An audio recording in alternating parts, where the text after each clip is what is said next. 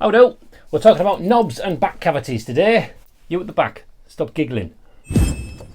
Come on, come out, come out, come on. There we go. Right, so we have this very nice, pretty, completely custom bass guitar. We now need to put some knobs in place, volumes, mid-tone, active things, ready for batteries, all again completely custom. So this isn't just copying out a Les Paul back cavity or Strat wiring or whatever it is. It's custom placement. So how do we do that? Well, firstly, get a pen and paper and sketch down where you want that to be. Now, we did that in a previous episode. So here I've got the layout that I want. What I'm going to do before I start drilling holes for the placement is make sure I've cut those pickup cavities out first. What I don't want to do is have the back cavity interrupting those pickup cavities. I've pre-made a pickup template, so all I've done is drawn a random center line on this piece of wood. I always like to use this melamine stuff because I find the masking tape and super glue trick works brilliantly well on these. And then I've used the same angle. We've gone for 110 degrees. Again, that was all measured off on a previous video. I've just copied them out on here and cut out the holes. So all I need to do now is mark off where the bridge pins are going to sit again, and then we can stick that down and get the big nasty router out and do it that way around.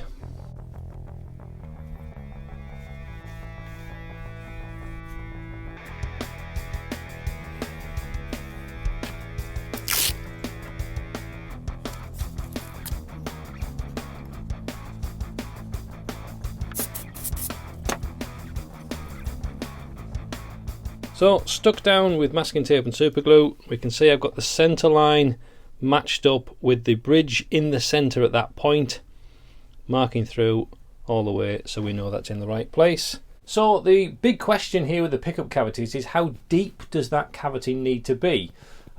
These are quite specific pickups that are going in this bass. If we're going to do anything else later on, we might need to route a bigger hole. But for now, let me show you how I figure out how deep to go. So here is the Fluence pickup. That's the direct mounting screw that comes with the kit, and instead of springs it comes with these little bits of foam. You get 2 per pickup and they're not massively squishy. That's really quite firm. Measure how tall the strings are going to be coming off and route this so with that height included unsquished it would be almost touching the strings. So then by the time we screw that down we've got a little bit of play on there, and then we know we can get it up top or we can squish it down and it's going to be somewhere underneath. So with unsquished foam we have a height of 30 mil, and then the string height at the middle point is going to be about 8 mil. So 30 mil total height minus 8 mil for the string height means we need to go down 22 mil.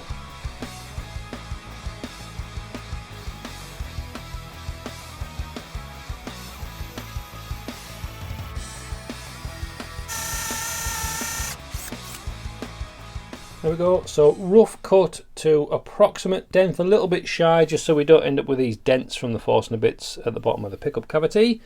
Now make sure that you're going to set up your router for the correct depth, including the height of the template, don't forget.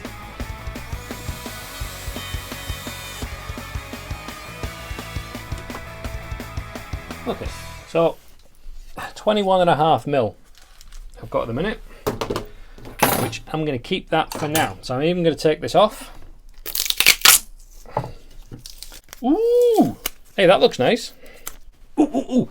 Do you remember when we glued that bottom half on that we made a little groove for the wiring for each pickup cavity to connect? Do you want to see if it worked?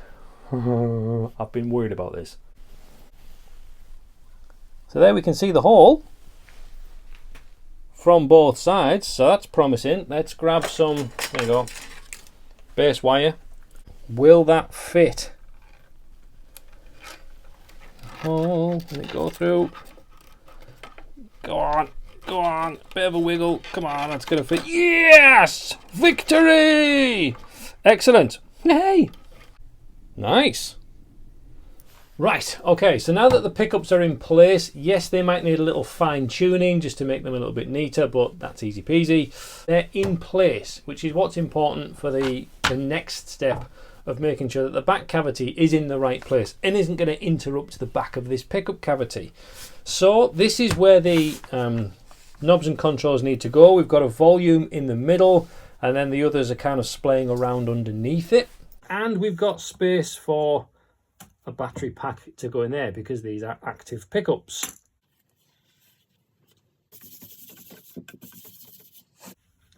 Okay, so just to make things a bit more visible, that's the edge of my body there. That'll do. So then when we flip it over, I know this corner is going to fit in there like that.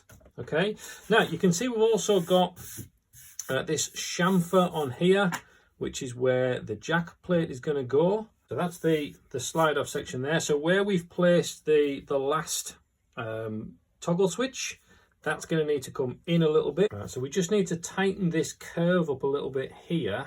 So let's actually say that we need that much space for the cover to actually sit on.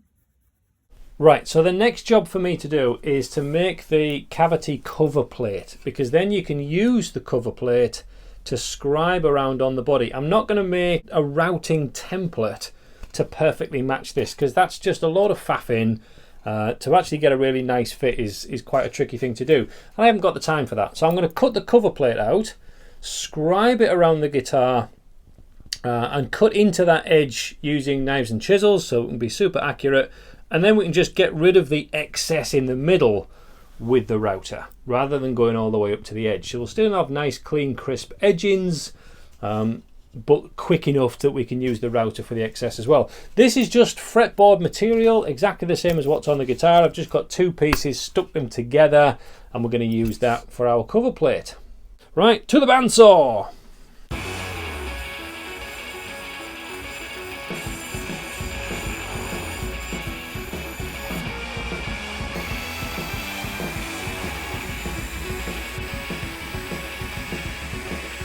Right, so that's going to go on and look something like that. That's nice, isn't it? That's where we need to sit. Hey! So now we get to scribe. So again, I'm just taking my marking knife and just running it alongside here. Just really gently, so I'm not going to slip or follow any grain that might pull the knife off. Just really gently. Even a gentle scribe, you'll see it. Just be really careful not to move the back plate. There's always one corner that's dead awkward, isn't there? Doesn't matter which hand you use.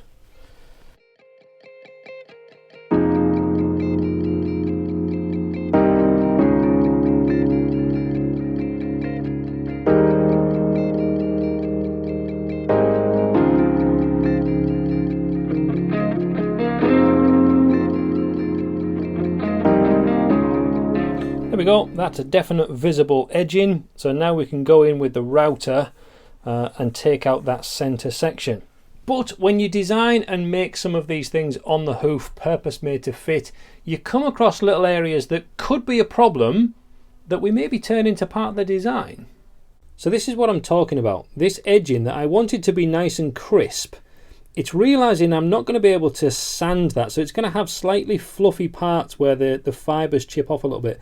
I'm not going to be able to sand that with this being the black. So what I'm going to do is actually make it a purposeful light wood colour, just the same way that we did to edge the design on the rope carving. So once this is fitted, you'll see something like that. So you'll get the back plate, a light wood edging all the way around, and then the black of the guitar on there. Adapt your designs when you feel you need to. Sometimes something pops and just adds an extra touch that maybe you didn't think of originally. So before I route out this cavity, I'm going to drill pilot holes for exactly where these need to be. All the way through to the other side, just using a 2mm bit, literally a pilot hole, to get the placement of those in exactly the right place, measured off from here, and then we can go through and drill, and we know exactly where they're going to be on that front face then. So let's try again with a 3mm bit that's a little bit longer. Didn't think about length.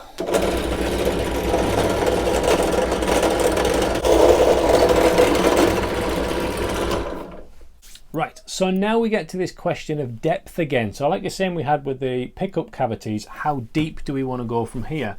Well, the pots themselves need a kind of maximum of about 4 mil to be able to screw in and latch on. Well, that's really not very thick, is it?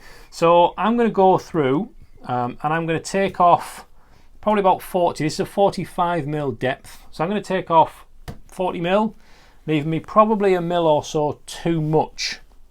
But what I'm going to do then is where the pots actually get screwed in, I'll just take it a little bit thinner at those points and leave the rest of the cavity just that couple of mil thicker, just to give it a bit more strength so it can take a knock from the front and it's not just going to puncture the holes through.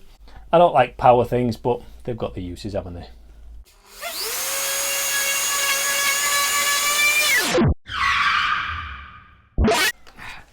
Wait! We haven't marked off the shelf where the control cover plate needs to sit on top of. How many of you were screaming at them? Put a comment in now if you were screaming at me going, you haven't done the shelf! Do the shelf. Always do the shelf.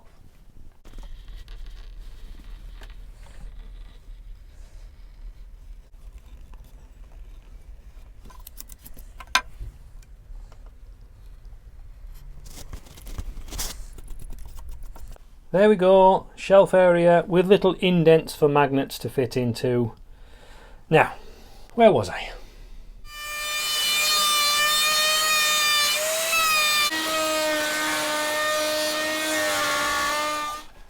And with that, I want some lunch. Oh no. Right. So we're at 37 mil depth at the minute out of a 45 mil thickness body, which I'm quite happy with that. The extra thickness we will take out where it's needed, rather than in total making, like I say, a wafer thin section that could be punched through. Now, what I'm going to do before I take out that extra little depth is actually drill the holes out that we've marked off with the pilot drill to their correct size. That's going to make it even easier for me to see exactly what the depth's going to be, easier for me to measure everything. They're going to need doing anyway. And what I'm going to use for that is a step drill. Now, these are fantastic things. If you haven't got step drills, get a set. I've just got a really cheap set, came as 3, and it worked brilliantly. One of the best things for me about these is it gives you that slightly chamfered edge. As soon as you get down, you just touch that next size up onto the wood and it smooths out the hole beautifully for you. So that's the next task. From the front, drill through for our 8 mil holes. Well, I say 8 mil holes, but actually this first one over here where the 3-way toggle switch is going to go is only 6. So I'm going to do that one first, so I don't just go 8 mil, 8 mil, 8 mil, 8 mil, 8 mil, oh nuts. So that one first, 6 mil, which is, let me double check, it's only that second notch. So if I go down to there, if I just get the 8 mil to touch the wood,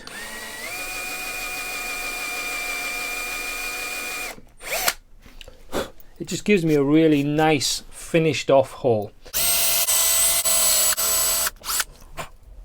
So when we put the switch through, you can just see the top of the thread, so we're not far off. So I need to take it down just enough to be able to get that nut on the top of it. So all I'm going to do is use a carving gouge to just take out that little bit that we need to get it down to the right depth.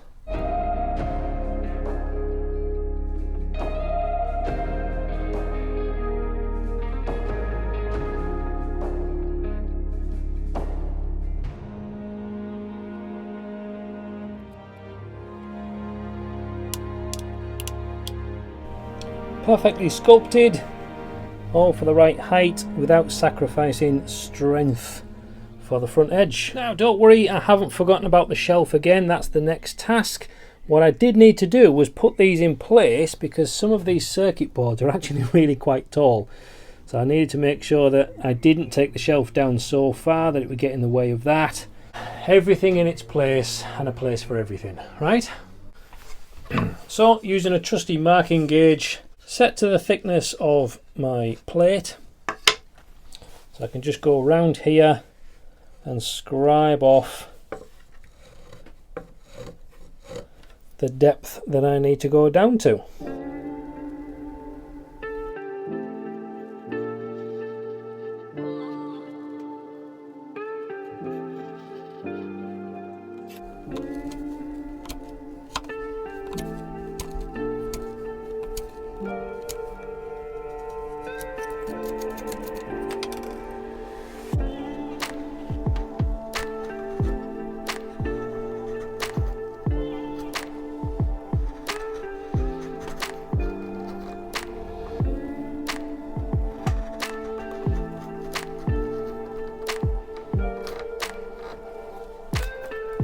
Right, test fit. Will it go in? Ooh, nice. A little lip on this side, so I'll just plane this end off, I think, because it's not rocking or moving, so it means the bottom's flat. Right, so I have planed that down. The stupid camera didn't press record, but look, actual shavings.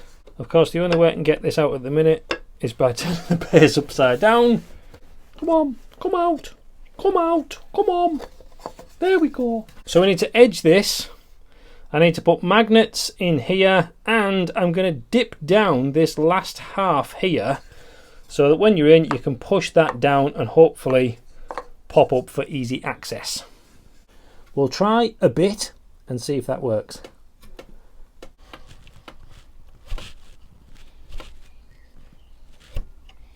Is that enough?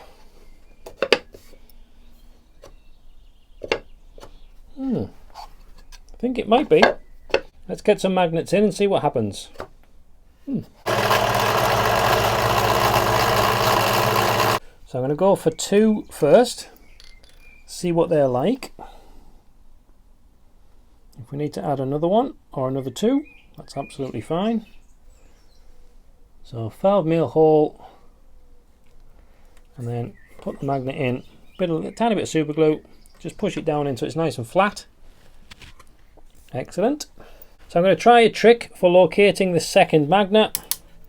Put that on there. I've tried it with blank wood and it didn't work, so let's see if it imprints on the masking tape. So we'll put some felt tip on there. I think it's just got to make sure it's actually wet enough. Put that on. Really hope that that actually makes a mark. Does it? Yes! Fantastic. So we've got a mark there. So that's where we need to drill for that one, and then that is definitely circling that way around. So we need to put a mark on there as well. Hurrah! I'm going to make sure that that's green side down. Right, so with 2 in, it holds it, and if we turn it upside down, it just about falls off if we whack it. So we definitely need some more in. I suspect I'll just go 1 at a time and see how many we need. Hopefully 1 or 2 should see it right. 4 magnets is enough. If you shake the guitar like a nutter, it'll come off. If you just pick it up and play it like a human, not a problem at all. And easy access into there, which is important with this because this is where the battery pack is going. So we didn't want to have a separate box for the battery. So if the battery runs out mid-gig, you want real quick access to just swip those over. Now to put that nice little crisp edge all the way around. So I'm just going to grab a little file and just drag it through, holding the file about 45 degrees and just keep going until I get an even crisp line that reveals that bright wood underneath to create the same edging that everything else has got.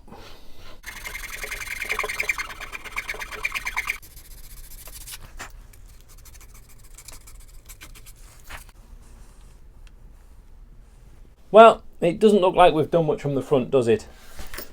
But we know different on the back. So there we go, cover plate done, pocket cavity done, holes cut, pickup cavities done. So almost ready for wiring up, but not yet. Everything's gone back in its box neat and tidy for now, because the next video is all about getting the strings fitted. So we need to place the individual bridge poles, which means a little bit of carving out in this middle section to get access.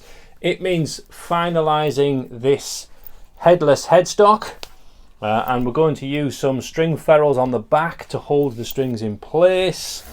So that's next time's episode. So make sure you click the subscription, ring that little notification bell thingamajig, and apparently there's a super thanks thing on the bottom of this video. I don't know what that is, but if you want to click it, I'll let you do that.